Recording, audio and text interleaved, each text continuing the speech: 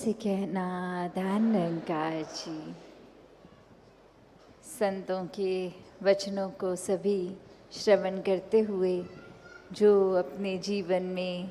ये तब्दीलियों को महसूस करते हैं, तो वो बात यही है कि ये वचनों को सिर्फ कानों से नहीं सुना, सिर्फ ये श्रवण कोई उतनी देर के लिए सुन के और बाद में नहीं भूले। ये जीवन में सभी ने अपनाकर ये शिक्षाओं को, ये तरीक़ों को अपनाया और आगे बढ़ने की ये प्रेरणा भी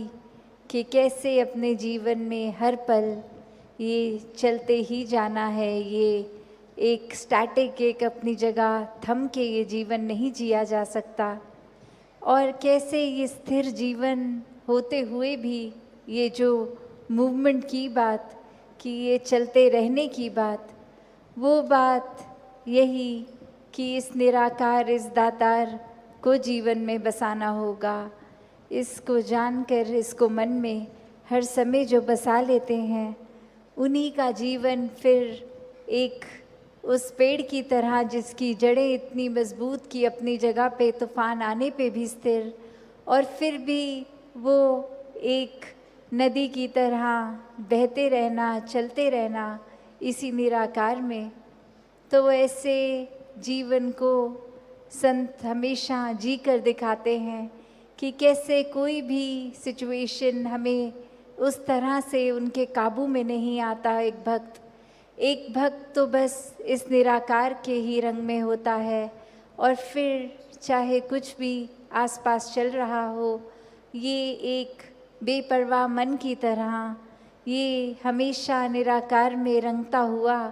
हर सिचुएशन को आराम से भक्त निकाल लेता है। तो एक कहानी भी दासी ने एक बार पढ़ी, जहाँ एक जगह पर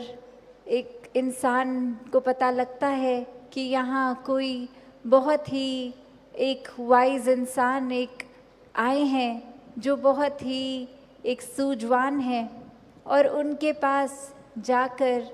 वो कहते हैं कि आपको, मुझे पता है, बहुत और भी मिलने आ रहे हैं, मैं ज़्यादा समय नहीं लूँगा, बस एक ऐसी कोई शिक्षा जो आप जीवन में कोई मुझे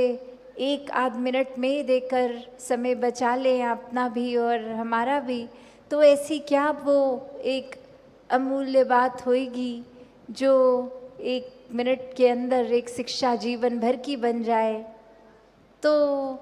वो इंसान कहता है कि बस मूव ऑन, चलते चलो। और अब वो व्यक्ति ये सोच रहा है कि मैंने तो सुना था ये बहुत ही एक गहरे इंसान है, बहुत ही सूझवान है, वाइस है, और एक सेकंड का समय क्या ले लिया इन्होंने, तो बस मूव ऑन बोल दिया। तो ये तो जाने को बोल रहे हैं मुझे, मेरे से बात नहीं करना चाह रहे। और अभी इसी सोच विचार में वो इंसान 2 कदम पीछे होके उनसे सोचने ये बात लगा, और फिर 1-2 व्यक्ति और इस दौरान आके उस इंसान के प्रति अपने भाव रखते गए, चलते गए। और अब वो इंसान वहीं उस बात में अटक गया कि ये मुझे जाने को क्यों कह रहे हैं, और फिर से एक बार हिम्मत करके कहते कि अब ये आपने जो बात कही थी, ये बात आपने मुझे क्या कहा था कि मैं चला जाऊं, ये मूव ऑन करने की बात। और अब वो बुज़ुर्ग कहते हैं कि आप तो मेरी उस बात से भी अभी तक मूव ऑन नहीं हो पाए, कि ये कैसे जीवन में हम हर कोई चीज़ को इस तरह पकड़ लेते हैं, भाव क्या होता है बात का हम क्या समझ बैठते हैं। वो इंसान तो बस यही समझा रहे थे कि अगर आप जीवन में कोई एक आध मिनट में बात समझना चाहते हैं तो ये है कि अपने मन को एक कीचड़ जैसा, दलदल जैसा ना बनाएं कि बस एक जगह पड़े पड़े उसको, उसके अंदर खराबी आती जाए। एक स्वच्छ रहें, बहते चलें, एक दिमाग को छोटे दायरे में, दिल को छोटे दायरे में ना बांध के रखें, बहते चले जाएं। ये निराकार इतना विशाल है, इसके जैसे मन को विशाल करते जाएं। और समझने वाले ने बात क्या समझी कि ये तो बहुत रूड हो रहे हैं, ये तो बिल्कुल मेरे को आगे बढ़ने को ही बोल दिया, बात क्या पूछ ली इनसे, ये तो बहुत अपने आप को पता नहीं क्या समझते हैं, एक सीधे मुंह बात भी नहीं कर रहे, बस दफ़ा होने को बोल दिया। तो बात वही, अक्सर कोई इंसान क्या बात बोलता है, हम क्या समझते हैं, हम उसको सच मान के और फिर पकड़ के बैठ जाते हैं कि उस इंसान ने ये शब्द बोला था, चाहे वो शब्द किस भाव में बोला हो। उस इंसान ने एक मुझसे 2 मिनट पहले इंसान ने अगर कुछ किया, उसको तो बोल दिया कि रुक जाओ और मुझे बोल दिया कि चलते बनो। तो बात क्या है, जो बात उस इंसान के हिसाब से उसके हित में है उसको बोली जा रही है, जो दूसरे के हिसाब से है उसको। तो ये कंपैरिजन्स, ये तुलना जीवन में अक्सर हर दिन ही कहीं ना कहीं दिमाग में आ जाती हैं। चाहे वो कंपैरिजन फिर एक अपने लाइफस्टाइल का हो कि हम किस तरह का जीवन जी रहे हैं, क्या क्या सुख साधन है हमारे पास, क्या वो सुख साधन हमारे पास जो हैं वो एक दूसरों से बेहतर हैं कि नहीं हैं, क्या ये सारी चीज़ें जो एक जीवन में कामकाज करते, पैसे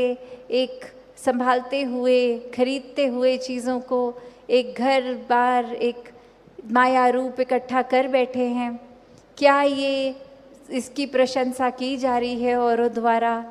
या फिर क्या कोई एक चीज़ दूसरे से बेहतर है, तब तक तो ये सुखदाई महसूस हो रहा है मन को। और जिस पल ये एहसास नहीं कि नहीं, ये मैंने इतनी महंगी वस्तु ली भी और किसी ने प्रशंसा तक नहीं करी, तो वही चीज़ एक क्योंकि दिखावा के भाव से खरीदी गई, वो सुख का कारण भी नहीं बनेगी, वो बेचैनी बनती जाएगी। तो एक कहानी दासी और रखेगी कि ऐसे ही एक बार एक इंसान ने एक बहुत ही खूबसूरत गाड़ी, एक बहुत ही अच्छे ब्रांड की गाड़ी खरीद ली और उसको अपने घर के एंट्री गेट पे ही वो रखता हर समय कि या तो उसको ड्राइव कर रहा होता, वरना एकदम साफ़ सुथरी रख के कि घर में अगर कोई मेहमान तक आएगा या दोस्त आएंगे तो घर के अंदर जाने से पहले वो गाड़ी पे नज़र ज़रूर डलती थी। और अक्सर वही गाड़ी फिर वो चर्चा का विषय बनता था पूरे वो समय में, जितने देर के लिए मेहमान आए हैं, कि गाड़ी आपकी बहुत अच्छी है, आप बहुत अच्छी देखभाल कर रहे हैं, बहुत साफ़ रखा है गाड़ी को। और अक्सर यही बातों से उस इंसान को बहुत खुशी मिलती थी कि ये देखो मेरी महंगी गाड़ी, और सभी इसको नोटिस कर रहे हैं, सभी मेरे प्रति अब और अच्छे भाव रख रहे हैं, मुझे अच्छा समझ रहे हैं। और इसी से एक छोटे छोटी बातों में एक अहंकारी मन बनता जा रहा है उस इंसान का। और फिर एक दिन अपने दोस्त को इसी तरह घर पे चाय के लिए बुलाते हुए जब वो दोस्त आता है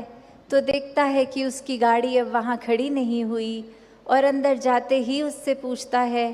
कि क्या कहीं रिपेयर पे दी है, क्या गाड़ी ख़राब हो गई है, ये बाहर खड़ी नहीं अब गाड़ी। और अब वो गाड़ी का मालिक 1 मिनट में उसको कहता है कि उस गाड़ी की अब तुम बात मत करो, मैंने तो उसको गैराज में डाल दिया है, बंद कर दिया है, अब बाकी का समय जितनी देर भी घर पे हो ये गाड़ी का जिक्र मत करो, मन बहुत उदास हो रहा है। और अब वो दोस्त सोच रहा है कि जो ये गाड़ी सबसे प्यारी एक समय में इसको, और अब ऐसा क्या ही हो गया कि गाड़ी का जिक्र तक करने से मना कर रहे हैं। और फिर भी हिम्मत करके जब वो पूछते हैं कि क्या हो गया ऐसा, और वो अब कुछ ना कहते हुए सिर्फ घर के बाहर टहलते हुए पड़ोसी के घर पे दिखाते हैं कि उससे ज़्यादा अच्छे ब्रांड की, उससे ज़्यादा महंगी गाड़ी अब उस पड़ोसी के घर खड़ी है। तो हुआ क्या, जीवन में क्या चेंज आया? वो गाड़ी पहले जब तक थी इतनी खुशी, आज भी वो गाड़ी है, पर अब खुशी नहीं। क्यों? क्योंकि मन में भाव आ गया है दूसरे को कुछ बेहतर मिल गया है, मुझे एक इतना अच्छा नहीं मिला जितने दूसरे को। तो मन अक्सर तुलना करता है, कंपैरिजन करता है, और इस कंपैरिजन में कभी कभी कोई चीज़ सच नहीं भी होती, उसको कल्पना भी कर लेता है कि ये ऐसा है, ये मेरे लिए मैंने हकीकत बना ली तो यही है, चाहे हकीकत वाकई में कुछ और ही है। जिस तरह अक्सर हम घरों में भी उदाहरण देते हैं कि एक पेरेंट्स की बात होती है और बच्चों की, तो प्यार भले एक बराबर वो बच्चों में, पर फिर भी एक बच्चे के मन में आता है कि दूसरे एक भाई या बहन को ज़्यादा प्यार करते हैं पेरेंट्स और हमें कम करते हैं। तो बात वही कि हमने अपने नज़रिए से देखा, हमने बस यही देखा जो इस आँख ने देखना चाहा, जो इस मन ने सच्चाई मानी कि जो अपने पास है, जितना प्यार है, उसके ऊपर ध्यान नहीं, दूसरे को क्या मिल रहा है, हमसे ज़्यादा या हमसे कम, उस पे ध्यान जा रहा है। तो बात वही कि ये निराकार अगर खुद ही प्यार का एक स्टार्टिंग पॉइंट है जिसका कोई अंत ही नहीं, ये इतना प्यार, और वही इंसानों को ये प्यार अपनाने की बात ही नहीं, प्यार बनने की बात, जितना भी ये God is love and love is God वाली बात, ऐसा ही प्यार जब मन में बसा लें तो फिर तो बिल्कुल भी एक अलग अलग करके किसी को देखा ही नहीं जा सकता। ये बराबर का प्यार, एक प्यार फिर वो बहती नदी की तरह जो हमेशा एक अपनी पूरी एक अपने आप को समर्पित रूप में देकर बहती जाती है। तो उसमें ये समझ लेना कि कितना प्यार हमारे हिस्से है और उस प्यार का हम क्या कर रहे हैं। क्या वो प्यार को फिर हम एक नफ़रत का कारण, जेलसी का कारण, या फिर एक अपने छोटे होने का कारण मान रहे हैं कि दूसरे को ज़्यादा मिला तो हमारे हिस्से कम आया, या फिर जितना है जो है वो दूसरे को क्या मिल रहा है क्या नहीं, उससे एक बेपरवाह होके जितना हमारे हिस्से प्यार है उसको पूरी तरह जिएं, उसको खुद भी महसूस करें और आगे भी बांटते जाएं। तो हमेशा प्यार तो एक इंसान को बेहतर ही बनाता है और ये कोई मुश्किल कार्य नहीं है। बस निराकार को मन में बसाकर एक जब रहते हैं तो हर रिश्ते में भी प्यार आता है। एक हर तरफ जहाँ नज़र जाती है वो एक प्यार का भाव ही आता है, किसी को चोट पहुँचाने का भाव नहीं। फिर वही बात कि अगर हम ये कहें कि हम एक बगीचे में खड़े हैं तो किसी एक तरह के ही फूल को जाकर प्यार नहीं करेंगे। हर एक के अलग स्वभाव, अपने कैरेक्टरिस्टिक्स, अलग खुशबू, प्यार सभी के लिए है। तो वही बात, ये सारे ही फूल फिर सुंदर हैं। ये संसार में कहीं से भी हम आए हैं, खाना पीना, एक पैदाइश कहाँ की, रहते कहाँ पे हैं, रंग कैसा है इत्यादि, जो भी भाव है एक प्यार का ही भाव, उसमें एक कोर है। क्योंकि एक हम इंसान हैं और हमारा कोर ये प्यार है, तो फिर हर जगह ही प्यार है। तो जीवन को जब अक्सर हम ये प्यार का आनंद कम लेते हैं जब, तो उसका कारण ही ये कंपैरिजन्स बन जाता है, ये तुलना बन जाती है कि इस इंसान ने मुझे ये पिछले जन्मदिन पे तो ये तोहफ़ा दिया था, इस जन्मदिन पे छोटा तोहफ़ा दे दिया है, तो अब क्या प्यार कम हो गया है। या फिर कोई और ऐसी बात मन में आ जाती है कि सिर्फ उसी इंसान को भी लेकर ये तुलना कि ये इस समय ऐसा है, पिछले समय कैसा, अगले समय कैसा।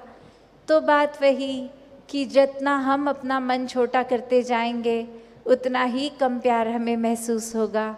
और यहाँ तो हमें खुद प्यार बनना है, इस बात की फ़िक्र ही नहीं करनी कितना मिल रहा है, बस प्यार देते जाना है भरपूर। हमारे अंदर इस निरंकार का वास है तो प्यार भी भरपूर है, ये कभी ख़त्म नहीं होता।